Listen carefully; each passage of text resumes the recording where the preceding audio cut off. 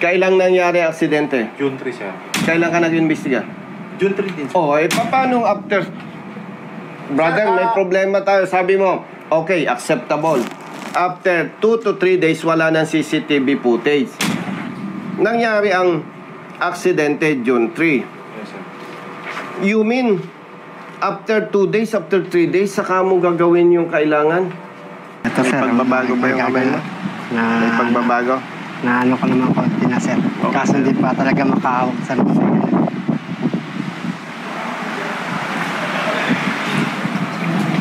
Good afternoon. Bro, good afternoon.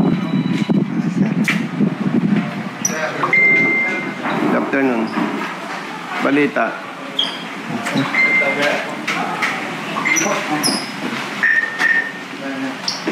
Sino investigator sa kaso? Doon sa... Ha? Ikaw? Pati niya nung blatter? Later, sir. Good afternoon. Dumating ba yung ano? Yung rider? Ay sir, yung rider, tinawagan itong investigator natin. Sinabi nga yung ano sir, na schedule namin. Kahapon pa nga sir. And then they cannot make it the schedule daw sir kasi nasa trabaho. Pati niya nung blatter? June 3, sir. Check ko lang po, sir. Sir, excuse me, sabi ni Colonel dapat kung pwede daw ka, office niya. Brother? Yun na lang sana. Sa... Sir, hanapin ko Kumusta? Sipag ah. Madalas ba aksidente sa area mo?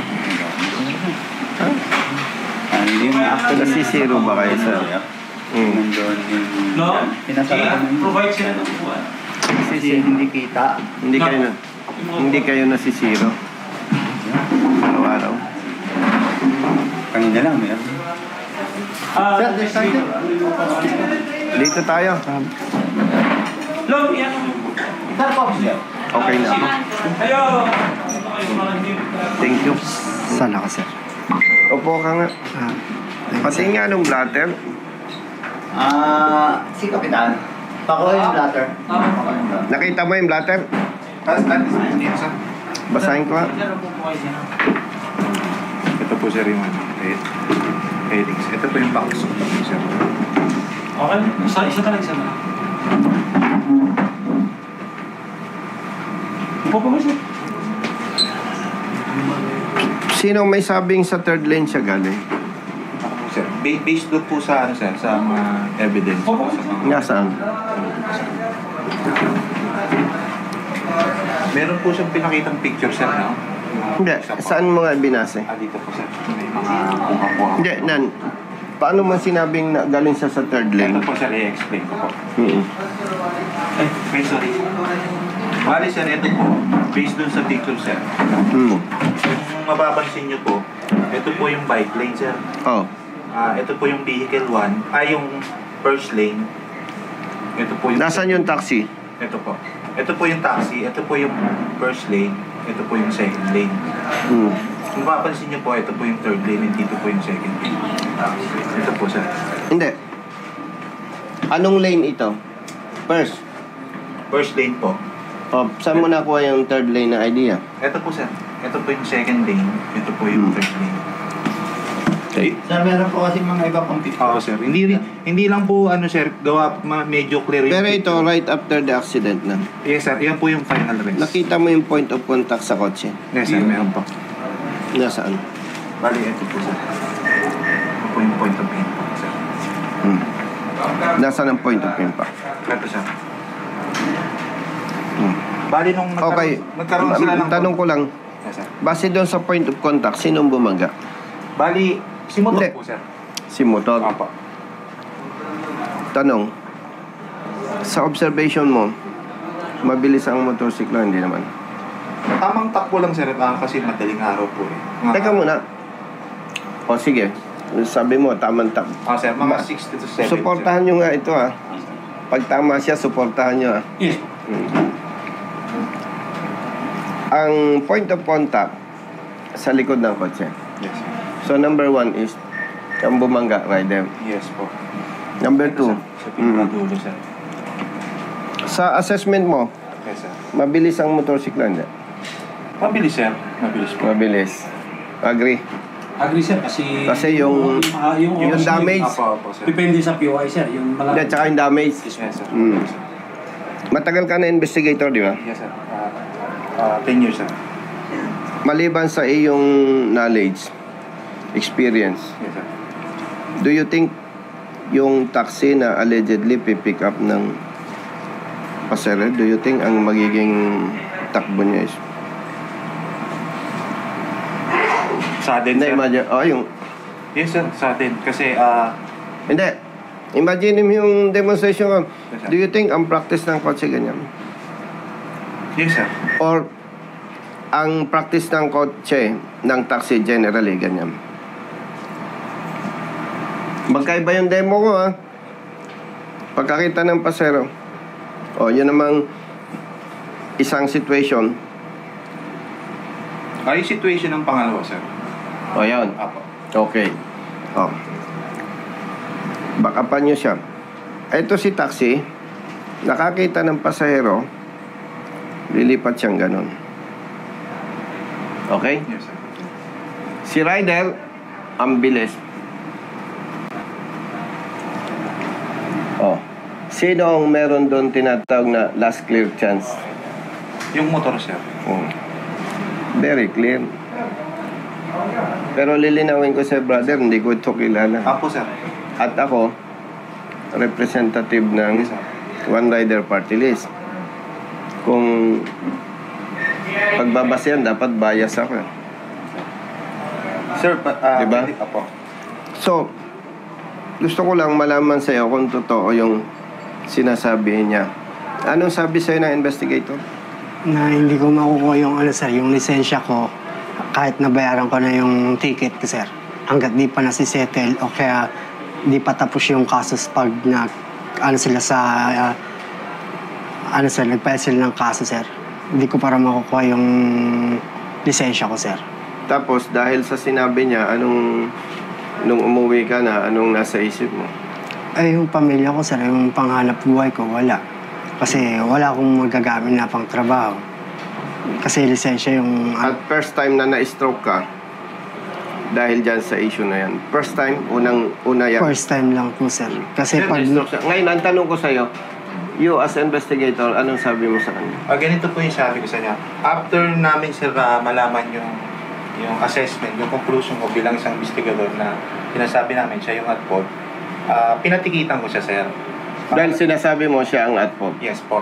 Pinatikitan ko po siya, and then nung natikitan na po siya, as a procedure, sir, in-explain ko po sa kanya yung procedure. Ganito yan. Ang sinabi ko ganito po. So, very clear, sinabi mo siya ang mali. Yes, sir. At fault po sa pangyayari. Ngayon, sir, Yun ang, alam mo, investigator brother, hindi ka magdi-decide kung si Pedro o si Juan ang mali. Ang investigation mo, plain and simple. Kasi, brother, doon pa sa pagkakasabi niya na siya ang at fault, nagsintensya na siya. Samantalang dapat ang trabaho ng investigator, isasalaysay niya lang yung nangyari base doon sa investigation niya. So, ibig sabihin, totoo yung sinasabi ng driver ng taxi na sa pagkakasalita mo pala ngayon, kapatid, yes, sir. on your level, sinintensyahan mo na siya yung mali. Bali, sir, nag-base po ako dun sa mga evidences ko na. O kaya nga, nagbase ka, pero hindi sapat yung Sir, nagbase ka sa picture. Kaya nga, pinag-uusapan natin, natutuwa naman ako sa'yo, naging fair ang sagot mo. Ang demo ko nung una, walang taxi, wala pa ako nakitang taxi na. yes, sir. So, tama yung sagot mo. Ang practice ng taxi, ganyan. Ngayon, kung mabilis si rider, Bali, sir, ang nangyari makikita po- sa impact Bali, ang So, nangyari ang brother, excuse me, Sige po. gusto ko lang banggitin sa'yo, you as investigator, hindi ka magsasabing ikaw ang mali, ha? Oh, what happened? Yung sinabi mo sa kanya, masyado niyang dinamdam at naging problema sa kanya. Na pag nangyari yon, magugutom ang kanyang pamilya. Kaya, ang nangyari, na-stroke siya. Bali, ang Ang sinabi gusto ko, kong sir, sabihin ganito. sa'yo, brother, Sige, sir. nagsalita ka na siya yung at fault Huwag niyong gawing practice yun. Dapat ang investigator, balansi lang. hindi ikaw magsasabi, hindi ako, hindi siya. Balanse lang. At ang tama mo sasabihin, brother, mag-usap na kayo kasi pag hindi kayo nagkakasundo, kung sa palagay mo ay tama ka, magsampa ka ng kaso. Kung sa palagay mo ay tama ka, magsampa ka ng kaso. Wala po ako sa posisyon na magsabing mali ka, tama ka. Brother, doon lang sa pagkasalita niyang at fault siya lumalabas, tama ang kiniklaim niya. Pero sir, nung sinabi niya, sabi mo yung yung sinabi mo sa kanya. Ganun sir, ako naman po sir. Contrary dun sir sa sinasabi niya na yung regarding sa paninikit, iba po kasi yung sinasabi niya dun sa tunay na nangyari sir. Bakit? Anong tunay na nangyari? Ang sinabi ko po sa kanya sir is, yung lisensya mo is titikitan dahil dun sa pangyayaring incident. Tinikitan mo ba yung rider? Hindi po sir. Sinintensyahan mo na agad siya. Hindi sir, ito po yung nangyari. Tama yung, excuse me, ikakat kita, baka makalampasin. Tama yung claim niya. Siya ang binangga, siya ang tinikitan mo, pinakawalan mo yung rider, at sinabi mo pa, pag hindi niya nasettle ang rider, hindi niya makukuha ang lisensya. Sa madaling salita, kapatid, ikaw na ang nagsintensya. Sir, wala po akong sinabing ganun sir. Na hindi mo... Bakit ko sinasabing ikaw na ang nagsintensya? Why? Very clear. Sabi mo, at fault siya. Yes sir. Pangalawa, ang tinikitan mo lang siya. Bakit hindi mo tinikitan si rider? Sir, siya po kasi ang at fault. See? Insisting? Hindi sir, Insisting ka. nag-base po ako dun sa investigation man. That is my So, very clear. I-correct mo ako, brother, Colonel. Kung tama ako. Siya ba bilang investigator, siya magde-decide, mali siya? At titikitan niya lang yung isa dahil nagdesisyon siya na mali siya? O paano ngayon yan? Base sa ating pag-uusap, Yes sir. yung rider ang bumangga. Pangalawa, yung rider mabilis. Supposedly, yung last clear chance nasa kanya. Kasi, kung titingnan mong point of impact, malayo pa ang distansya. Na-notice na niya yung kotse, yung taxi. Pero dahil mabilis siya, nangyari yan. Tapos ngayon, ang decision mo, siyang at fault. Sinisyuhan mo siya ng ticket kasi base sa investigation mo, kasalanan niya. Di, nagsintensya ka. Sir, may I speak sir? O sige. Ganito yan sir.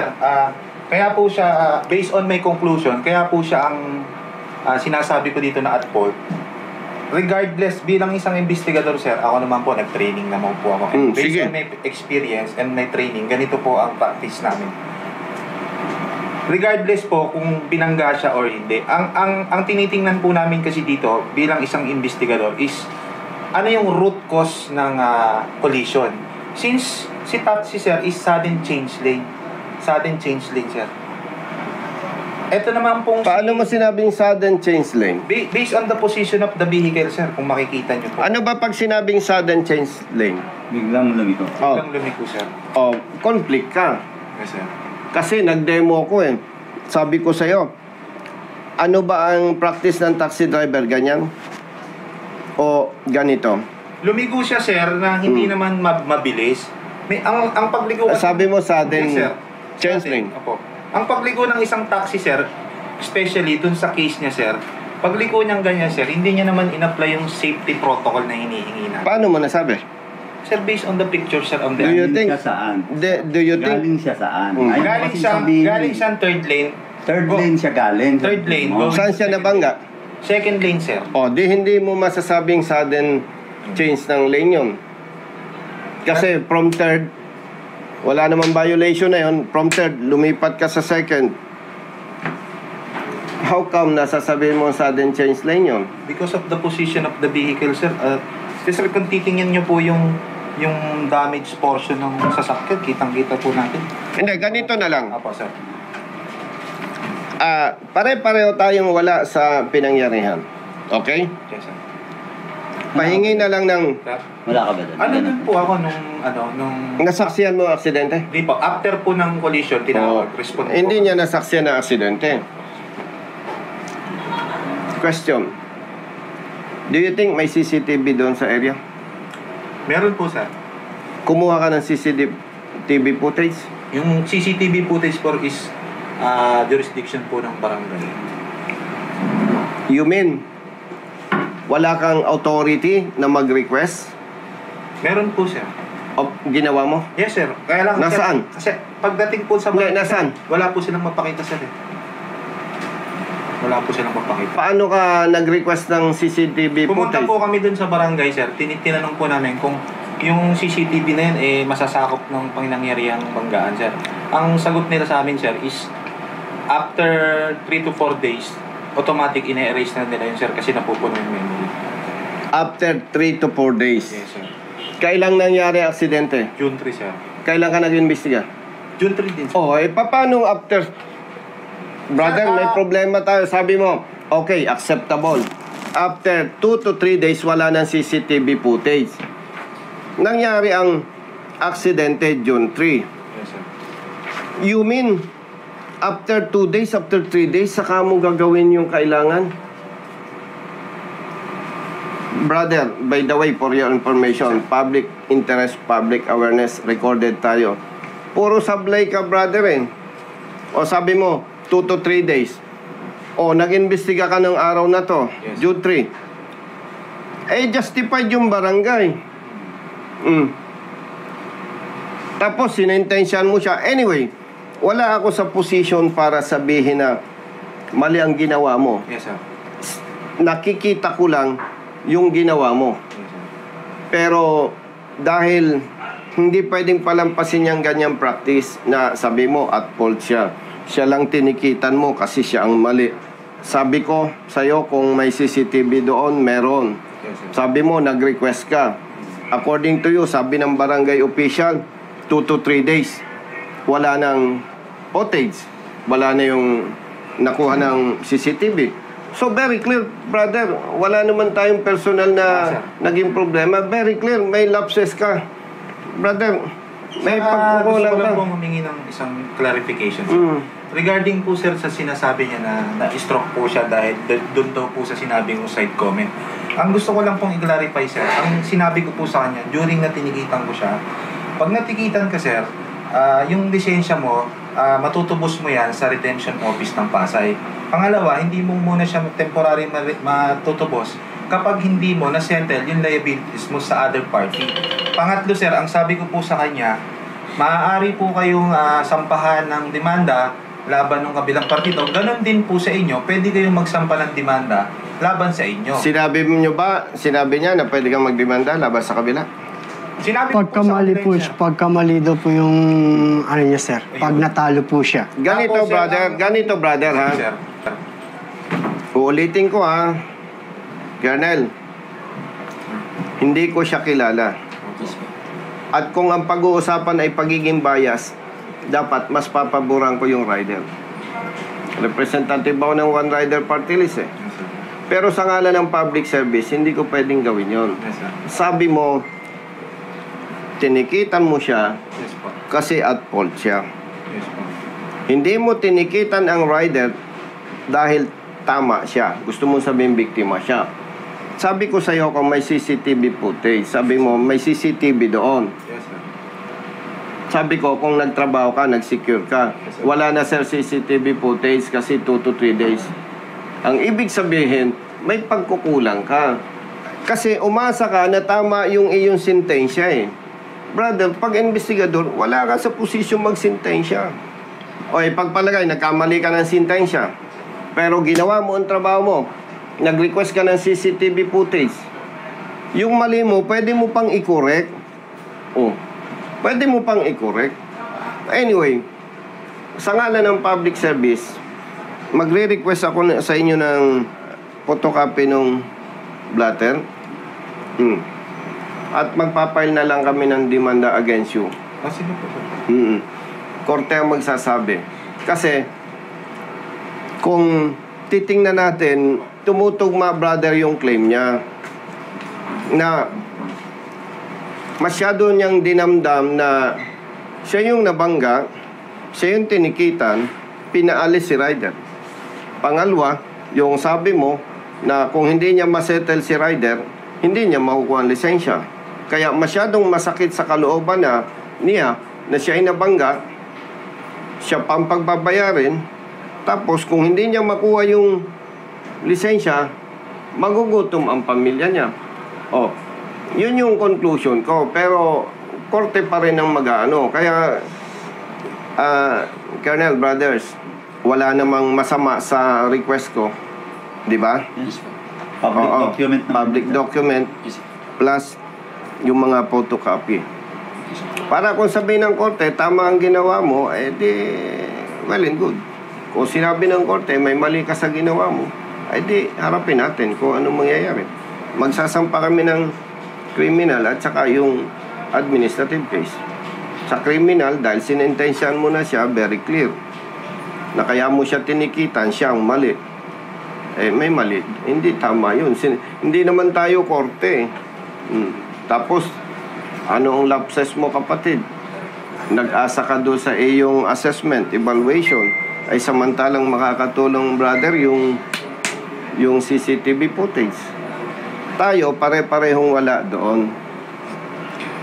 Kaya lang, hindi naman kailangang napakatalino para mahimay-himay mo yung pangyayari. Ako naman, hindi maging bias para magdikta doon sa concerned party. No, magpapay lang kami ng criminal sa administrative complaint against your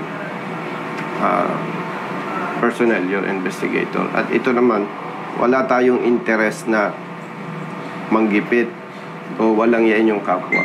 Para lang ma-correct na malaman ng investigators natin na wala ka sa position magsintensya. Mas maganda pang ginawa mo, brother, yung rider at saka siya, inisyo mo ng ticket involve accident.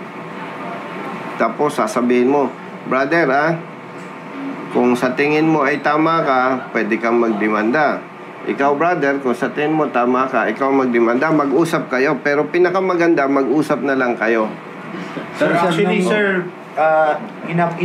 sinabi ko po sa kanila yung Brother, walang justification yung ginawa mo. Sinabi na tinikitan mo siyang mag-isa. Doon pa lang, nagsintensya ka na In-apply ko po sa kanila yun, sir, na pwede kang mag-file ng demanda. Wala. Ikaw din, pwede ka rin mag-file. Sinabi mo yon. Pero yung pag-issue mo ng ticket sa isang party, nagsintensya ka na. Maliban doon sa aking conclusion, nagsalita ka at fault siya.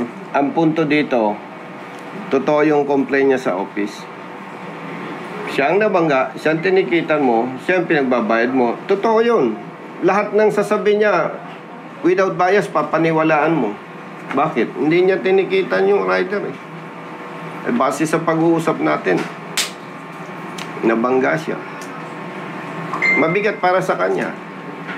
Anyway, again, wala naman tayo sa posisyong manghusga Ang pinag-uusapan natin, binabase rin natin, brother, sa sagot niya. Kaya nga, ni-request ko, magkaharap-harap tayo. Ngayon, bakit big deal para sa akin to? Para ma-correct. Kasi, alam mo, pamilyado tayo Pag may problema ka, anong iniisip mo lagi? Pamilya Yes, wala akong concrete evidence na sabihin dahil sa ginawa ng investigator natin, kaya nangyari sa kanya. Pero pag lalawakan mo yung iyong assessment, pwede kang mag-conclude. Pwede nga. Pero kung ang tinikitan mo, brother, both sides, at hindi ka nagsalita nung ganun sa kanya, at kumuha ka ng CCTV footage, wala na akong masasabi. Ginampanan mo ng patas ang trabaho mo. Ganun lang kasimple. So again, by the way, ito ay hindi naman trabaho ng congressman. Nakikita ko lang yung katulad niya. Walang iba naman tutulong. Ay katulad niyan. Hindi siya nakakapaghanap buhay. 4 ang anak niya. Mabigat yan Yung bang taxi pinagawa? Opo, sir. Magkano ang gastos? Yun na, sir. Di pa sinasabi, sir. Kasi di pa ako nakakapasok dun, So sir. naturalmente, ang pagbabayari ng may-ari ng taxi, ikaw. Opo, sir. Oh, Chinutin see? sa amin, sir. See? Kasi So, yung ilan pa ang lang, gusto sir. natin, brother, naintindihan ko naman kayo, siyempre, tao ninyo yan Ang gusto lang natin, yung tamang trabaho na walang napapahama. Okay? So, yung report please lang. Yes, sir. No? At magsasampa kami ng appropriate complaint against our investigator. Walang personalan. So again, salamat sa oras. Yes, sir. Thank you for hearing Yung, us. yes, and ito, walang bias dito. Gusto lang natin ma-correct yung mali. Okay? Do all our best para sa Okay, katunayan, sige. sir. Sir, thank you very much. Okay. Sir, Thank you. ito, pakukuha ko na agad to. Tapos, We'll take action namin agad. sila. Pag hawak na namin yung license, bigay na namin sa kanya. For the starting. Brother Matt, pahingi ako ng 3,000. Hindi pa ito makakapaghanap buhay eh. Kami rin, sir, tutulong sa kanya. Sir. Huwag na, ito na, mapapadami ang bigay ko. Hindi ako big time. Sige, kunin mo na. Hindi ako big time kapatid. tulong. Naintindihan ko lang yung kalagayan niya na 4 anak, walang hanap buhay. Yes, sir. Sobrang hirap. Naintindihan namin, sir. Galing din ako kami. Buti sana kung ilang araw siyang walang hanap buhay pero hindi siya na-stroke eh. Yes, sir. Brother, walang personalan ha. Okay. Thank you po, sir. Para lang maitama yung mali. Okay? Sige, sir. Sir, thank you po. Ingat po kayo, sir. Thank you, sir. Baka malita po. Suspended yan ha. Okay. 1, 2, 3. Basta sa tama lang tayo ha. Yes, sir. At pagka merong insidente na ganito, kamag-anak ko, kapamilya, barkada, kumpare, pag nag-name drop, huwag kayong matakot doon sa tama. Yes, sir. Brother, salamat! Yes, sir. Thank you po, sir. Safe travel, sir. Yes, okay. Okay. Hanggang na lang tayo, sir. Yes, po. Yes.